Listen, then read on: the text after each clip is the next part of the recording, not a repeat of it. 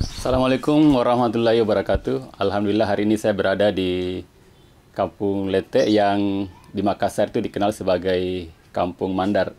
Nah, saat ini saya berada di Kampung Lete, tepatnya di bengkel milik Pak Yunus, salah satu diaspora Mandar yang ada di Makassar. Jadi saya sudah beberapa hari bolak-balik ke Kampung Lete ini dalam rangka riset untuk penulisan buku saya yang berjudul Diaspora Mandar. Jadi sekedar informasi, dalam 10 tahun terakhir setiap ada waktu luang saya mengunjungi kampung-kampung Mandar yang ada di Nusantara.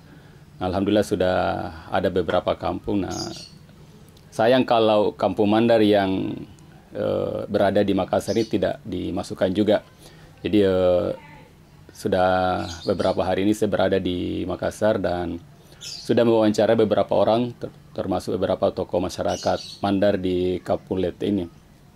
Nah, di kesempatan kali ini saya akan mewawancarai salah satu seperti yang saya sampaikan tadi, diaspora Mandar yang berada di Makassar, Pak Yunus. Jadi saya berada di tempat workshop beliau, di tempat kerajinan berbahan baku, bahan bakunya adalah rotan. Jadi seperti yang saya gunakan duduk ini dan beberapa furniture itu ternyata diproduksi oleh orang-orang Mandar yang ada di Makassar, tepatnya di Kampung Lete. Nah, alhamdulillah ya, Pak Yunus kembali ada waktu. Kemarin saya sudah wawancarai kemarin sore. Nah, sebelum saya balik ke Mandar ini, saya ingin mewawancarai sekali lagi untuk kanal di YouTube dari titik ini. Kebetulan ya bagian dari seri mewawancarai diaspora Mandar. Kalau episode sebelumnya saya mewawancarai tokoh masyarakat Mandar yang ada di Kampung Mandar di Banyuwangi, Jawa Timur. Bagaimana kabarnya, Pak? Alhamdulillah. Alhamdulillah. Jadi ini mungkin saya ulang kemarin beberapa pertanyaan, Pak ya. Siap, Jadi pertama bisa dicerita, Pak, ini tentang usahanya kerajinan rotan sebelum kita masuk tentang sejarah orang Mandar di sini. Baik, saya memulai usaha ya? Ya, Atau pertama datang di Makassar? bisa. Saya pertama datang di Makassar itu terus terang tidak ada niat barangkali untuk mau terjun ke sini. Artinya dalam hal kerajinan ini. Ya, karena waktu itu saya ke Makassar hanya untuk kuliah, menuntut ilmu. Ya. Nah, dalam perjalanan ya mungkin Tuhan sudah menakdirkan sehingga saya terjun di kerajinan ini. Awalnya itu saya terus terang menjadi pekerja yang ada di Kampung Lete ini. Nah, setelah itu dan alhamdulillah saya ditakdirkan kawin dengan salah seorang pengusaha atau pengrajin yang ada di Kampung Lete. Nah, dari usaha itu mertua saya sudah meninggal dan anak-anaknya itu tidak ada yang menekuni usaha ini. Jadi sayalah yang jadi penerus usaha ini. Saya mulai berusaha atau ambil dari penerus dari mertua saya itu sejak tahun 99. Makanya saya beri nama usaha ini Punggawa 99. Artinya saya mulai dari tahun 99. Tapi sebelum tahun 99 itu saya pernah jadi ya katakanlah pekerja. Mungkin sekitar 5 tahunan sampai 6 tahun. Itu mertuanya orang Mandar, Pak? Orang Mandar, orang Baruga. Orang Baruga. Iya. Kalau Pak Yunus sendiri? Saya orang Majene. Khususnya saya dari nama kampung saya di Majene itu Mangge. Iya. Bersebelahan dengan Pambok Borang. Pambok Borang. Jadi Mangge ini satu kampung dengan Bang Tamrin yang punya komunitas literasi perpustakaan di Mangge Wilu. Jadi ternyata beliau satu kampung ini. Nanti Pak Tamrin jalan-jalan ke sini.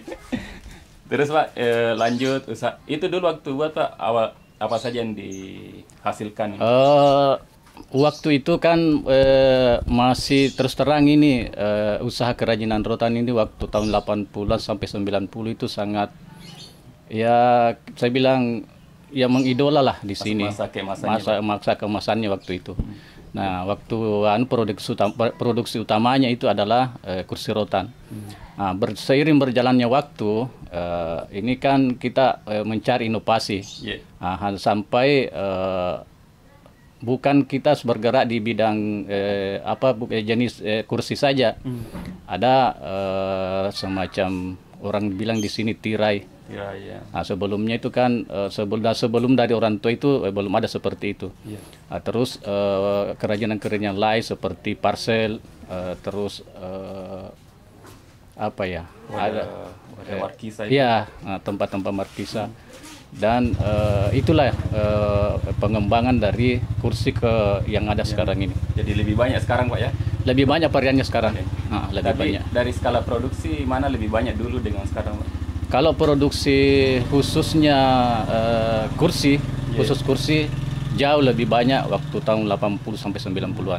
Nah, cuma sekarang ya banyak variasinya karena ya itu tadi ada beberapa jenis yang kita bisa produksi di sini. Nah, kemarin juga saya cerita dengan mendapat informasi dari Pak Yunus. Jadi ternyata dulu banyak anak muda dari Mandar Pak ya, khususnya dari Majen itu kerja di sini dan tujuan utamanya kuliah. Nah, supaya ada penghasilan, itu kerja di beberapa pengrajin. Bisa diceritakan kembali itu Pak, aktivitas mahasiswa dulu yang sambil kerja di sini. Termasuk mungkin juga Pak Imam. Begini, dulu itu terutama yang mungkin yang ada di etnis orang Baruga, terus yang di tempat kayak katakanlah dari kampung saya, mereka itu bersemangat untuk ke Makassar. Salah satunya adalah karena kan kita kalau berangkat dari kampung itu ya yang pikiran utama dulu adalah di mana kita mau tinggal. Gitu dulu. Nah, tapi dengan adanya informasi ini bahwa di Kapulete itu ada kerajinan rotan, yang namanya tempat tinggal itu saya kira sudah aman. Karena kita kerja sambil tinggal di yang mana kita bekerja. Ada di Siak Kambos. Ada di Siak Kambos. Nah, terus untuk masalah biaya sehari-hari waktu masa jayanya itu kursi, alhamdulillah kita khususnya yang ada di Kapulete ini dan mahasiswa-mahasiswa itu mereka atau kita ini sudah ndak terlalu berpikir lagi. Bahkan ada kejadian teman itu kan biasanya itu kalau kita mau bayar kuliah kita minta ke kampung. Nah, malah sebaliknya kalau yang tinggal di sini dulu bahkan kita yang mengirim ke orang tua. begitu membantunya itu yang namanya kerajinan yang ada di sini pada waktu itu. Kan dulu belum ada telepon gampang kayak jadi betul. Tidak semudah sekarang. Jadi ternyata perantau-perantau ceritanya ini yang hostnya yang kerja di Lete ini mahasiswa banyak membantu perekonomian di daerah. Betul. Yang dulu kan cuma kayak kelapa saja Pak ya, pertanian perkebunan belum terlalu signifikan seperti sekarang. Nah, ini juga Pak yang ini tujuan utama saya ke Kapulete itu tentang sejarah orang Mandar. Kalau Pak Yunus sendiri bagaimana cerita yang pernah didapatkan dari orang-orang tua dulu termasuk dari mertua? Bagaimana kenapa bisa ada orang Mandar di sini? Ini cerita yang biasa saya dengar karena saya biasa bincang-bincang dengan mertua saya, almarhum itu. Salah satunya itu kenapa dia kan tadinya dia di Majene di Mandar, dalam hal ini di Baruga. Nah, mungkin salah satunya penyebabnya kenapa bisa tiba-tiba kenapa sampai ke Makassar ya kan situasi pada waktu itu situasi keamanan. Yang salah satunya penyebabnya sampai mendorong untuk ke Makassar. Jadi ya ada namanya dulu itu Gapri 531. Mertua saya itu dia gabung di situ. Nah, mungkin karena ya situasi pada saat itu menyebabkan dia langsung ke Makassar dengan beberapa koleganya. Nah, waktu itu di Kapulete ini kan pinggir laut ini, di sebelahnya itu pinggir laut itu. Dia pilih di sini. Saya bisa kenapa langsung pilih di sini sementara ada tempat lain yang nganu. Dia bilang itu kita di sini dulu itu waktu pertama ini cerita dari mertua saya. awal kan kita pertama datang di mereka datang di Makassar itu belum ada apa kegiatan yang pasti, belum ada pendapatan yang pasti. Ya, salah satunya adalah kenapa dia pilih di Kapung Lete, karena mereka itu menampung hasil-hasil yang dari Mandar. Karena di tempat ini tempat pelabuhannya perahu-perahu dari Mandar.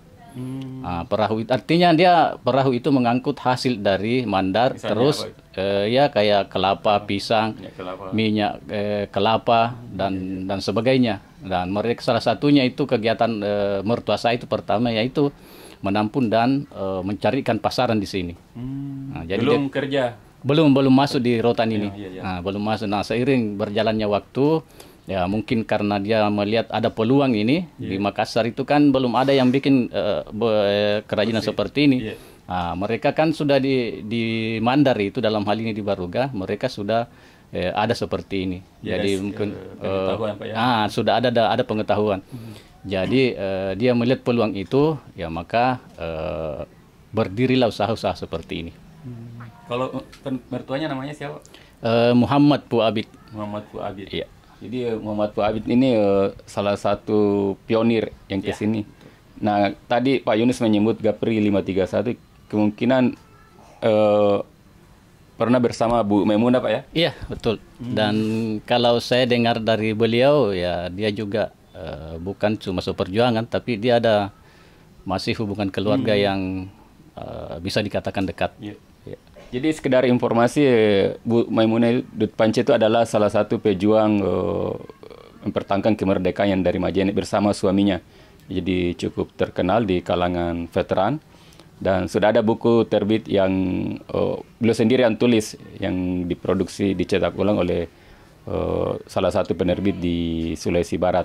Nah, ternyata pernah tinggal di sini, Pak ya? Iya. Dan kalau tidak salah mengajar sekolah baru di sini, terus kalau tidak salah punya lokasi juga ya? Iya.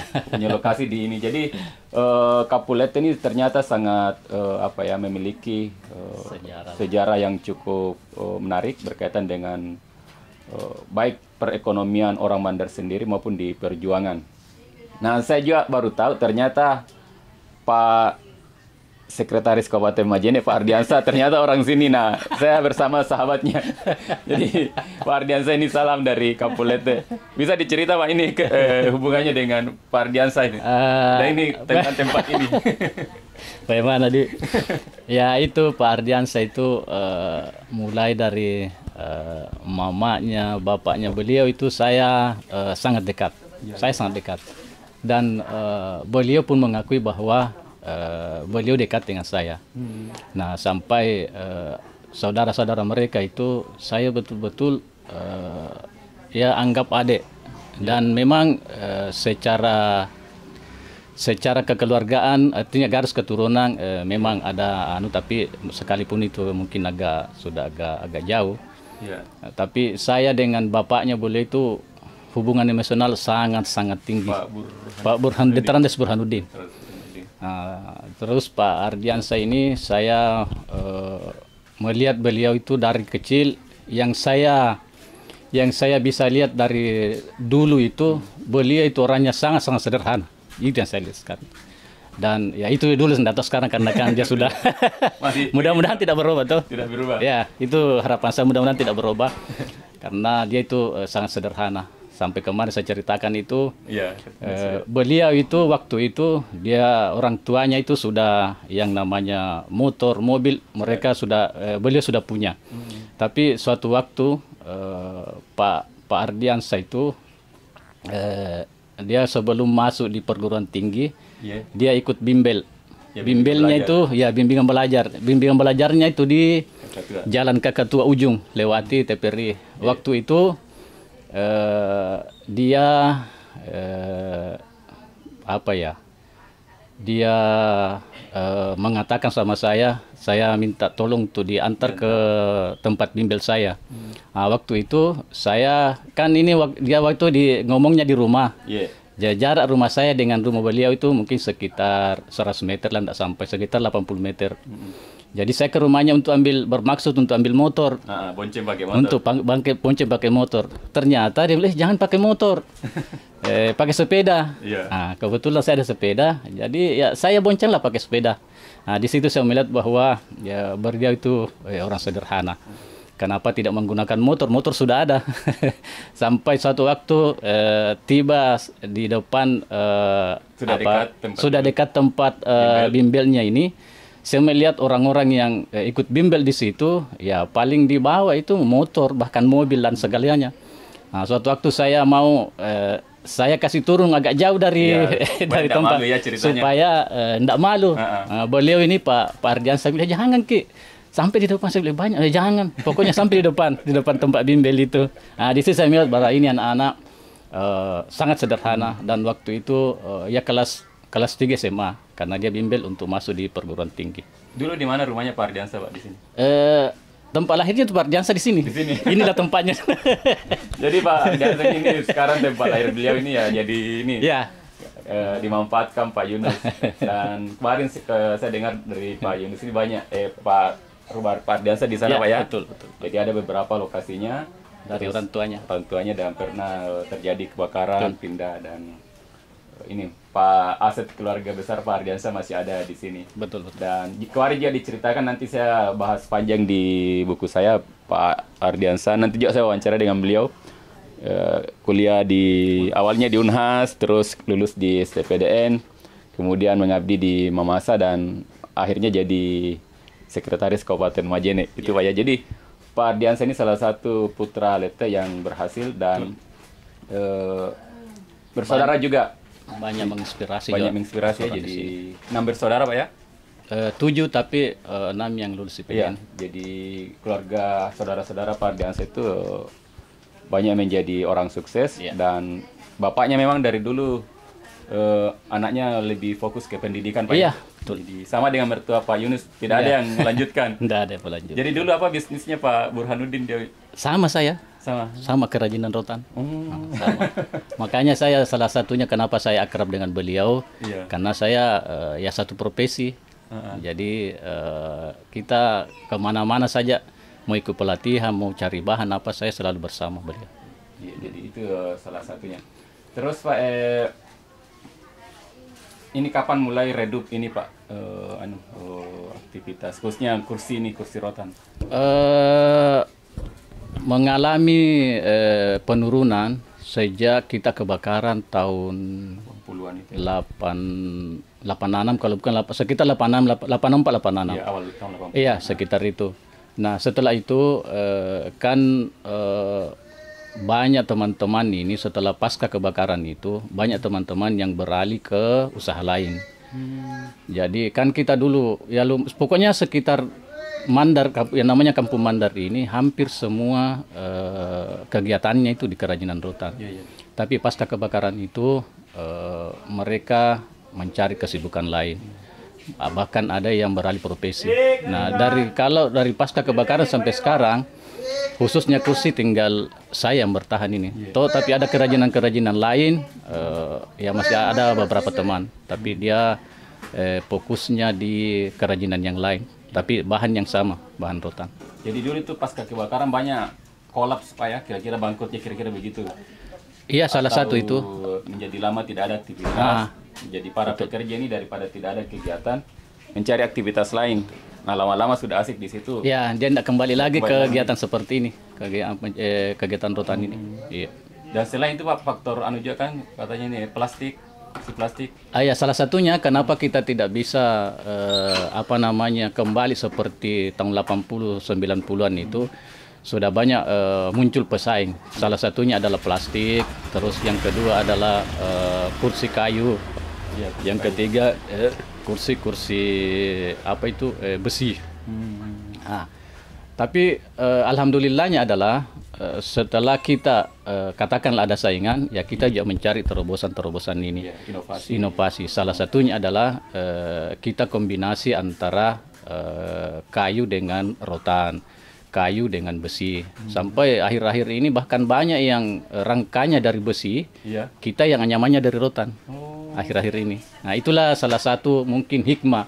Artinya kita dikasih kesempatan untuk berimajinasi supaya kita tidak monoton di rotan saja. Dan yang cukup menarik juga ini yang ini mau saya ambil Pak ya. Iya, iya. Pak Markisa.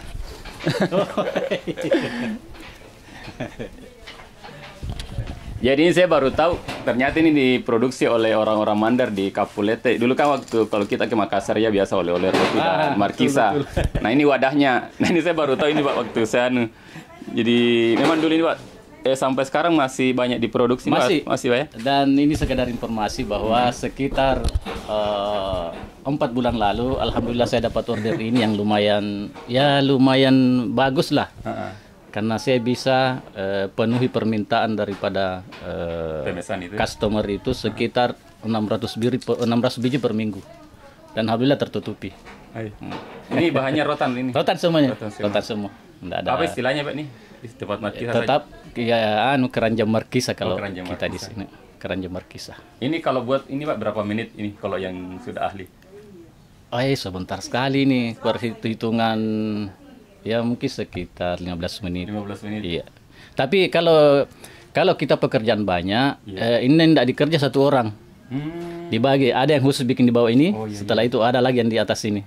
Dibagi, setelah itu diopor. Nah, ini ada khusus bikin, kan ini namanya pantak ini, pantanya. Bikin pantanya, diopor lagi ke yang lain. Kayak di sistem manufaktur jadi betul.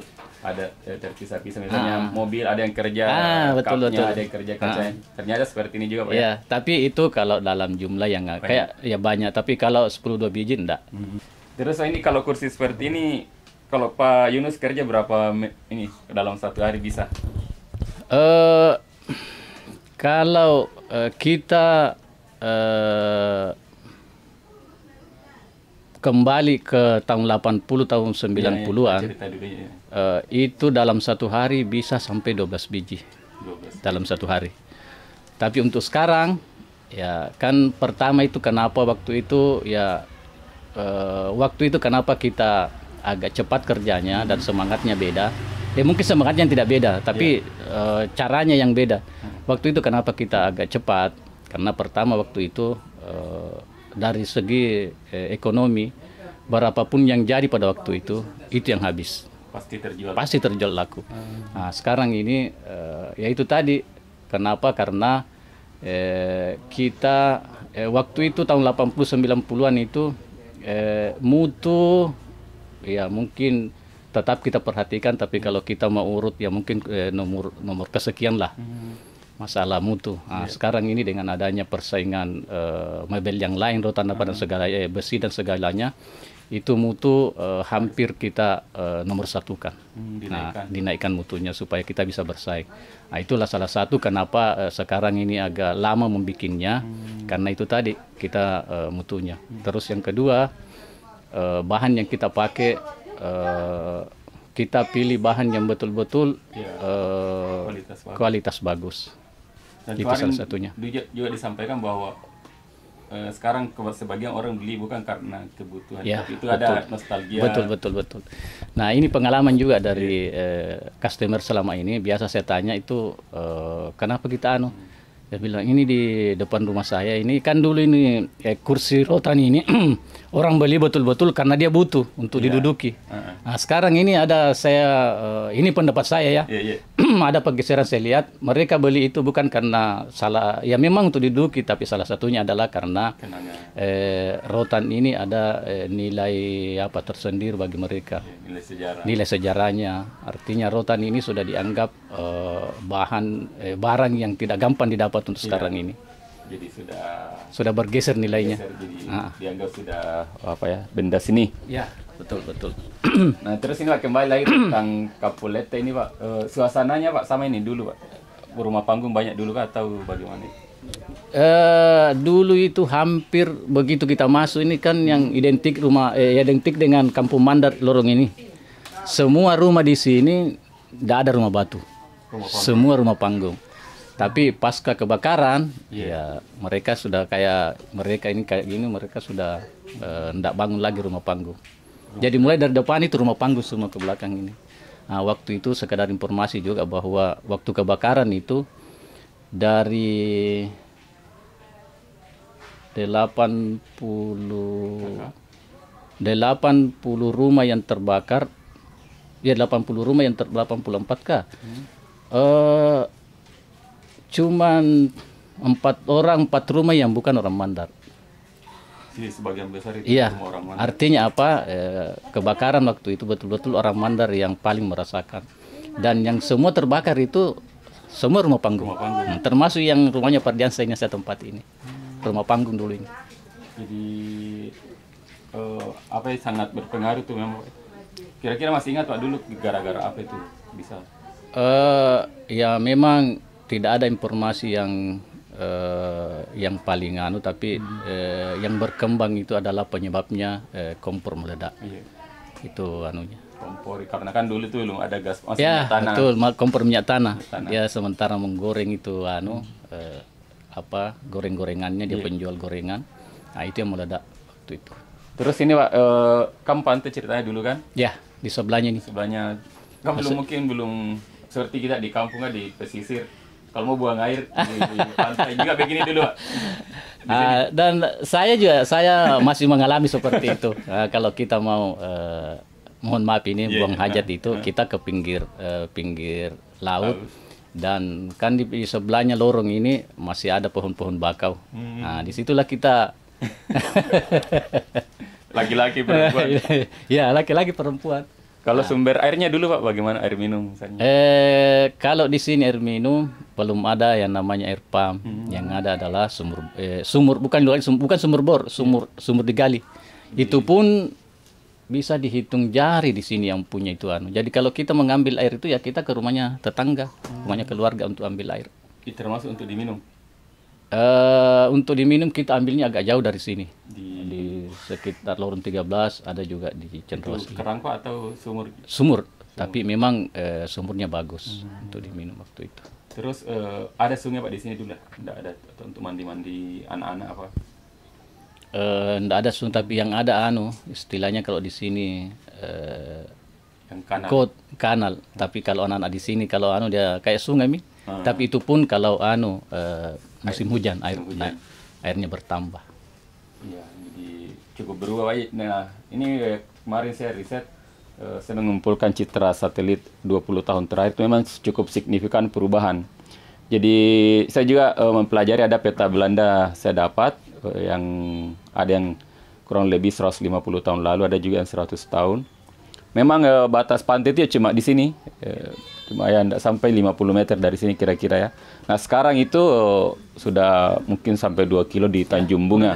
Kurang lebih 2 kilo dari sini. Kurang lebih 2 kilo ada juga sudah ada rumah susun di sana. Jadi Jalan Metro namanya di belakang. Jalan Metro Tanjung Bunga. Ya. Memang cukup signifikan perubahan di Kampung Lete ini. Nah, alhamdulillah di kesempatan ini beberapa hari terakhir saya datang untuk melihat sisa-sisa yang masih ada saksi mata juga, termasuk Pak Yunus sendiri. Nah seperti ini kemarin disampaikan Pak Yunus ini bisa sampai 0,5 meter Pak naiknya nih timbunan kira-kira. Betul, kurang lebih kan sudah kurang lebih seperti itu. Karena ini kan pintunya yang sudah turun di bawah ini jadi. Berapa senti turunnya ini? Dan saya dengar dulu itu kalau orang mau punya tanah timbun sendiri jadi ambil pasir atau sedimentasi Sungai Lejene Berang ke sini timbun, jadi itu yang saya dengar cerita-cerita di beberapa informan. Nah juga salah satu alasan juga disampaikan kemarin saya dari informan kenapa orang Mandar suka di sini seperti yang disampaikan juga sebelumnya Pak Yunus. Itu salah satu alasan utama adalah karena sedimentasi Jene Berang ini membentuk semacam teluk. Jadi perahu-perahu aman berlabuh Pak ya? Betul, betul. Sande, Bakgo, Pakur ke sini komoditas-komoditas dari Mandar itu berlabuh. Yang belakangan sedimentasi ini dimanfaatkan untuk kemudian ditimbun. Itulah yang ada sekarang Trans Studio, terus Jalan Metro juga, perumahan di Tanjung Bunga, itu semua. Jadi dulunya itu adalah laut. Ya. Nah, ini adalah bagian Kampung Lete sendiri adalah bagian penting dari sejarah perubahan landscape kota Makassar. Terakhir Pak, ini kan Pak Yunus sekolah di Majene Pak ya? Betul, betul. SMA 1. SMA 1 Majene. Nah, tadi dengar saya ternyata satu alma mater, satu angkatan juga dengan Pak Ahmad Yaman, Kepala Dinas Kebudayaan dan Pariwisata Kabupaten Majene, terus Pak Haidir juga, Pak mantan camat Limboro. Bisa dicerita sedikit Pak tentang kenangan ini dengan saya dengan Pak Ahmad itu dari SMP saya seperjuangan dengan beliau sampai SMA.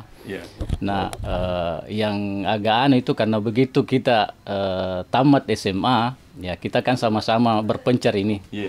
Jadi Pak Ahmad itu saya ketemunya sekitar 34 tahun yang kita bisa baru ketemu. Dan alhamdulillah saya ketemu pertama pada saat dia mengundang kami untuk ke Pangkep di mana pada saat itu beliau bertugas. Dan alhamdulillah yang saya lihat beliau itu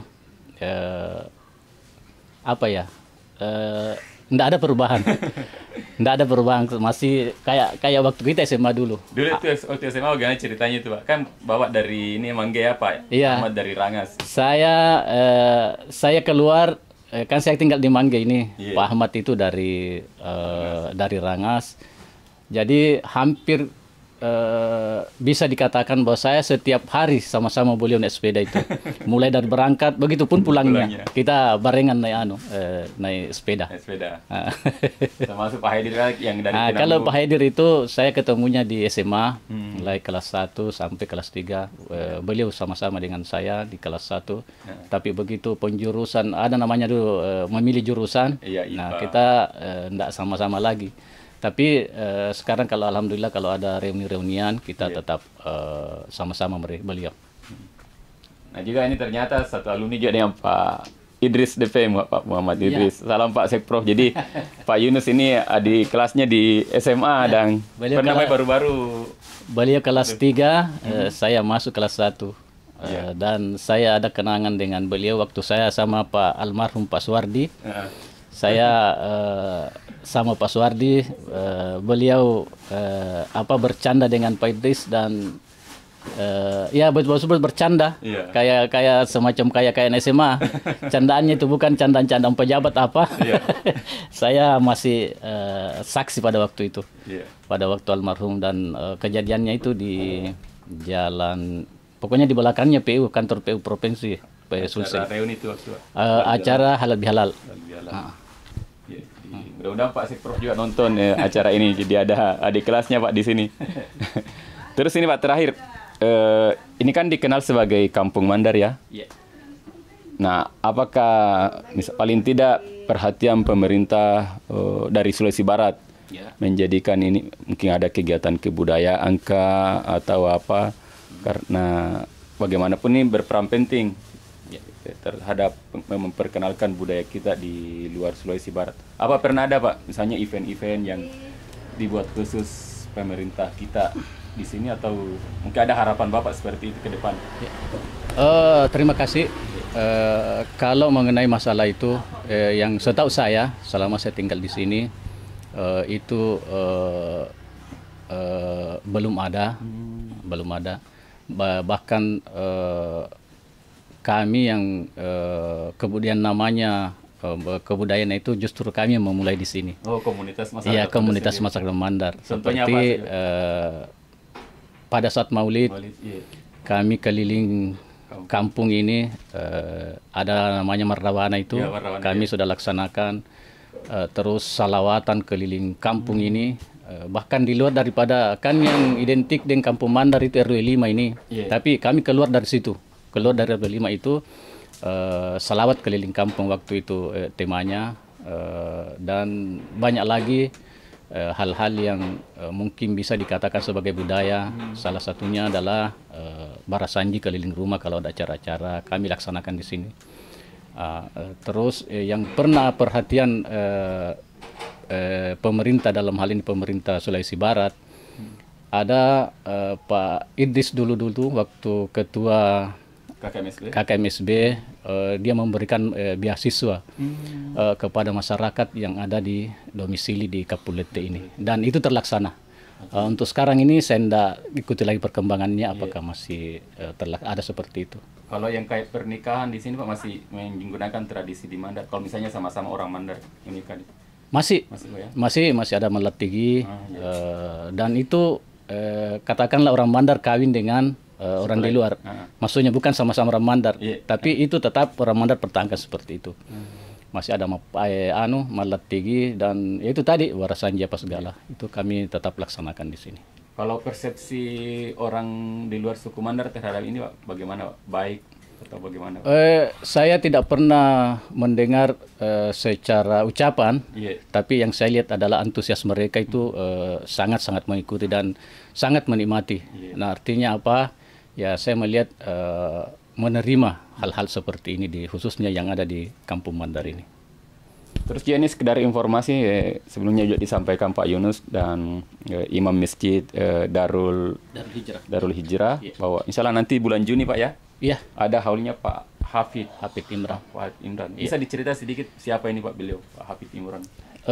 Beliau itu adalah salah satu tokoh yang ada di Kapulete ini. Beliau ya seperjuangan dengan tadi itu Pak Muhammad Puabid, karena dia juga ada hubungan keluarga kalau tidak salah 22 kali. Dan itu memang latar belakangnya beliau itu adalah pendidikan, karena dia adalah dosen. Terus menginspirasi juga kita semua di sini, karena saya pernah berapa kali saya ketemu.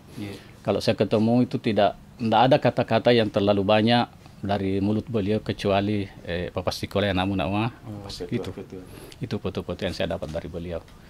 Dan saya melihat ya pantas dan memang wajar jadi panutan kita, karena dari sekian anaknya itu alhamdulillah berhasil semua. Ya, jadi itu tentang Pak Hafid Imran, salah satu tokoh masyarakat Mandar di sini yang cukup berperan penting. Dan ini meskipun ini Kapulete dianggap kalau Ania secara di Makassar itu daerah kumuh, terus berdempetan, tapi beberapa tokoh-tokoh Mandar di sini orang tua itu tetap memesan ke anaknya itu untuk mengutamakan pendidikan. Kalau memang mau fokus di situ, kalau memang mau fokus kerja, tidak apa-apa juga. Nah, seperti Pak Hafid itu yang saya dengar waktu pertama kali datang Pak Ahmad Imran, itu dia ikut ke kakaknya itu, Pak Hafid. Jadi itu cukup berperan penting. Saya kira itu Pak, ini yang diskusi kita ini yang dari titik ini episode di Kapulete di Makassar ini. Dan versi lengkapnya saya akan di buku saya, Diaspora Mandar. Misalnya saya segera selesaikan tahun ini menyambut 20 tahun Pak, Sulawesi Barat. Jadi Sulawesi Barat itu terbentuk 22 September 2004. Nah, ini sekarang 2024, alhamdulillah sudah 2 dekade. Jadi paling tidak kami ya menyumbang seperti itu lewat tulisan. Nah, saya sangat bersyukur karena saya banyak mendapat pengetahuan, wawasan tentang sejarah Kapulete ini yang cukup legendaris di kalangan orang-orang Mandar, khususnya di bagian Majene. Dan insya Allah itu akan saya masukkan di buku saya Diaspora Mandar tentang persebaran orang-orang Mandar di Nusantara. Nanti di buku itu akan menjelaskan alasan-alasan kenapa orang Mandar meninggalkan kampung halamannya. Ini sekedar spoiler, itu terbagi paling tidak di masa pasca perjanjian Bongaya. Kebetulan itu waktu kan, itu dulu Pak kerajaan-kerajaan di Mandar bersekutu dengan kerajaan Guatalo melawan VOC. Nah, banyak ini bangsawan-bangsawan yang tidak setuju itu meninggalkan kampung halamannya.